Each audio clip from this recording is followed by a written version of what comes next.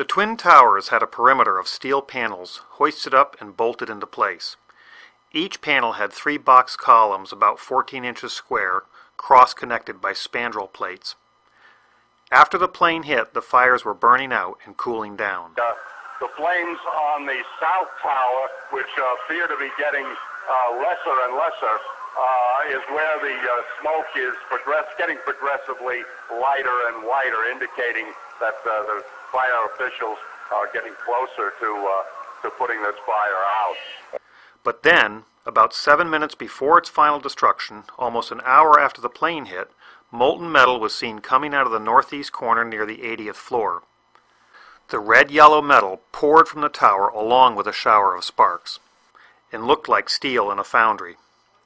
And there were many eyewitnesses that described molten steel. You'd get down below and you'd see molten steel running down the channel rails. Later, we learned of very small spheres of iron found all through the dust. That iron must have been molten, allowing surface tension to pull it into those spheres. NASA took photos indicating very high temperatures days after the event, and Firewise professors were perplexed by melting of steel beams. And so we have direct video evidence, eyewitness accounts, forensic evidence, photographic evidence, and tangible evidence all corroborating temperatures high enough to melt steel. The media told us the intense fire, more than the impact, caused the towers to collapse. It melted the structural steel. But there's a problem. Office and open-air jet fuel fires cannot melt steel. The National Institute of Standards and Technology said that the maximum air temperatures was about 1800 degrees or 1000 degrees colder than what's needed to melt steel. So what can melt steel and explain all the evidence? Independent scientists began to piece that evidence together, and they suggested some type of thermitic material must have been used as part of the tower's demolition. Thermite is a mix of iron oxide and aluminum, and thermate is a mix of thermite, barium nitrate, and sulfur. But NIST ignored much of the evidence of molten iron or steel. They provided their own theory for that yellow metal pouring from the tower. NIST understood that molten aluminum is silver, not red-yellow. So NIST developed a theory to explain the color issue, stating, the molten metal was very likely mixed with large amount of hot, partially burned solid organic materials, such as furniture, carpet, partitions, and computers, which can display an orange glow much like the logs burning in a fireplace. But there's a problem. Office materials like furniture, carpet, partitions, and computers are less dense and won't mix. They'll float on molten aluminum, like this coin on liquid mercury, and then burn off at those temperatures. And steel at those temperatures won't melt and would sink, and therefore won't mix with the molten aluminum. NIST never conducted any experiments to confirm their theory, but others did. Dr. Stephen Jones proved the NIST molten aluminum and furniture mix theory wrong. Then an independent peer-reviewed report was published which found explosive red-gray chips all through the dust and positively identified as nano-thermite or super thermite. Unlike conventional thermite, this stuff is a very high-tech explosive and confirmed what the independent scientists had been saying all along. But NIST refused to test for explosives or its residue and ignored standards such as NFPA 921 guidelines. The corporate media attacked all the evidence of thermitic material found. Let's watch. If thermite melts through this steel column, the theory of a thermite-controlled demolition may have some validity.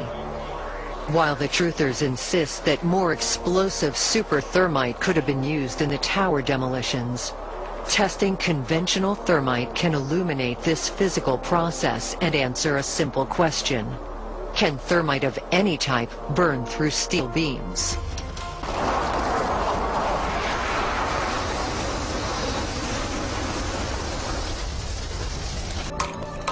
Despite 175 pounds of thermite packed around the steel column, it remained undamaged.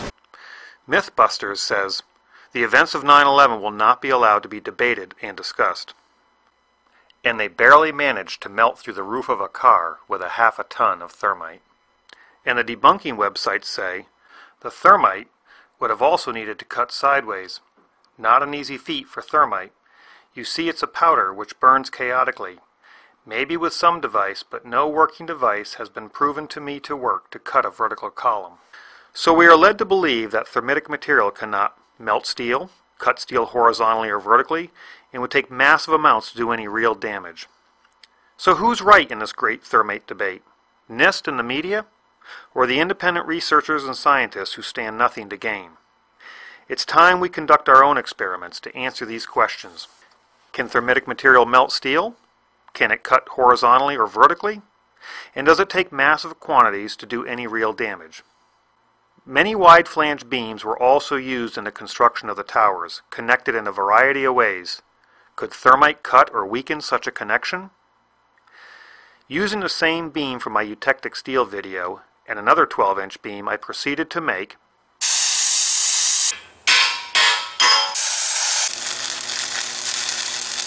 a double-angle welded connection, which I set up on some 8-inch concrete slabs. I could not obtain nano-thermite, so I made small quantities of old-fashioned thermate, which is not considered an explosive, with ingredients that are legal and readily available. Thermate is difficult to ignite, and ordinary fuse is not hot enough.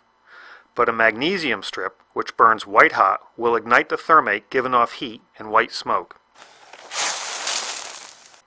NIST mentions bright white flames. Almost immediately, a bright spot appeared at the top of the window on the 80th floor.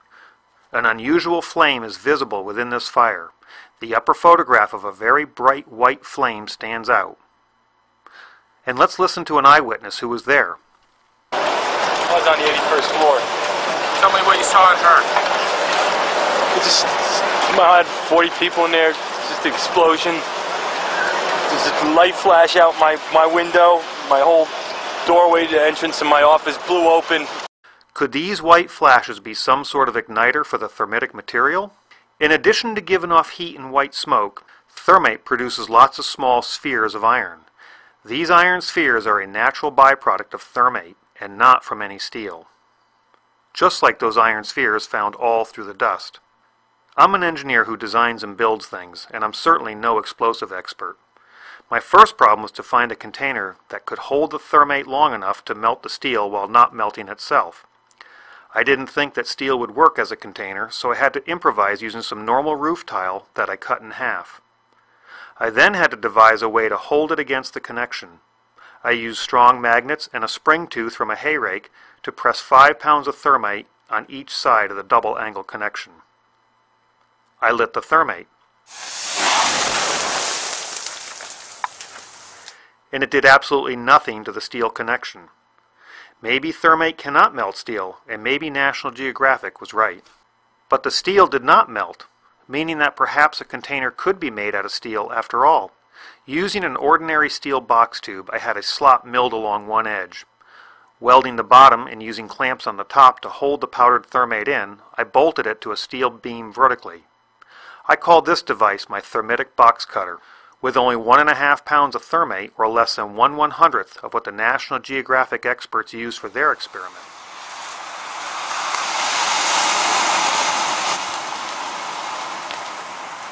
Not only was I able to melt steel, but it also sliced a vertical cut.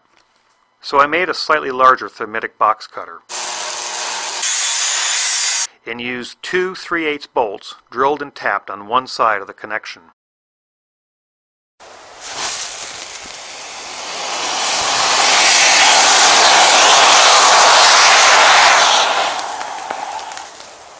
It only took a slight twist to break it completely off. I noticed as the thermate burned, it tended to lose its cutting power, perhaps because it could expand into the area where the box cutter previously burned. So I built a piston-driven box cutter using a compressed car hatch piston. I added sheets of tungsten to minimize the burnout and allow the piston to slide better.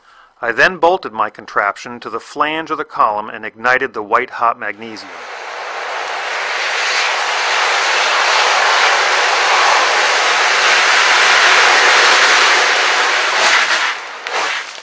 It appears that not only can thermate melt steel, but it can also cut vertical columns.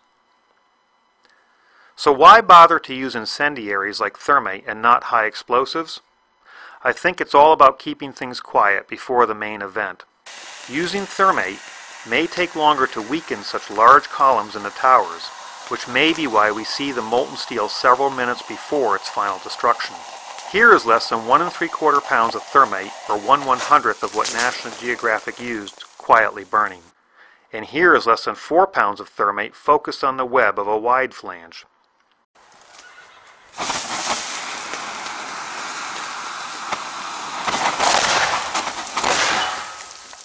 Which can also be set up on a vertical column. The web was reduced in thickness with gaping holes, thinned to almost razor sharpness, with a Swiss cheese appearance. NIST rarely mentioned explosions except to say that they didn't exist. Instead, they used the politically correct terms pressure pulses and dust puffs. Repeated pressure pulses. The sources for the pressure pulses and or dust puffs are unknown. The series of pressure pulses. Perhaps we are seeing a pressure pulse in this video. Rather than using a mechanical piston to maintain volume, I segmented my box cutter with steel plates hoping to get a more uniform burn, but got some unexpected results. Can thermate make pressure pulses and or dust puffs? I guess it can. But why waste all that thermate and energy cutting the columns? Why not attack the weakest areas instead? Can thermate cut bolts? I guess it can. But what if just the head of the bolt is exposed rather than the nut and the threads? Can thermate be configured to cut just the bolt head?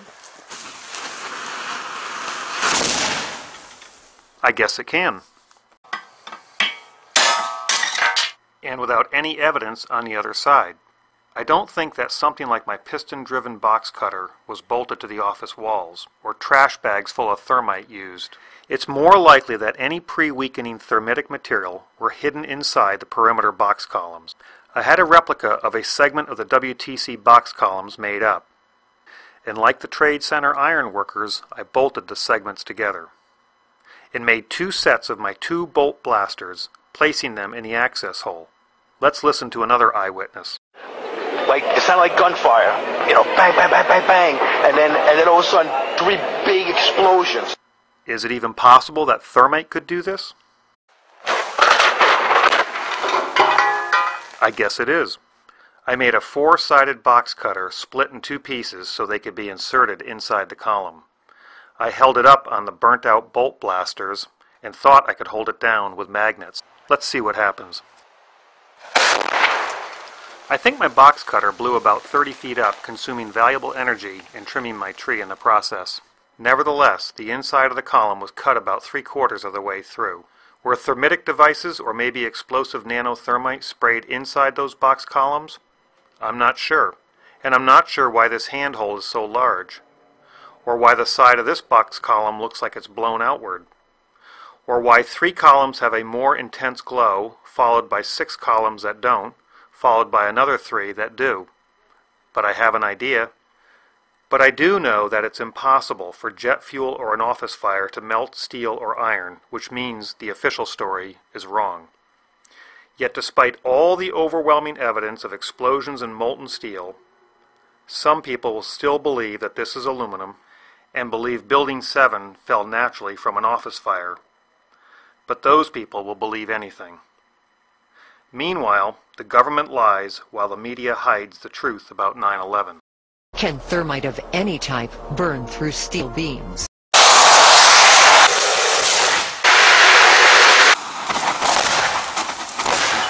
I guess it can. Isn't it time we use physical science rather than political science to investigate 9/11?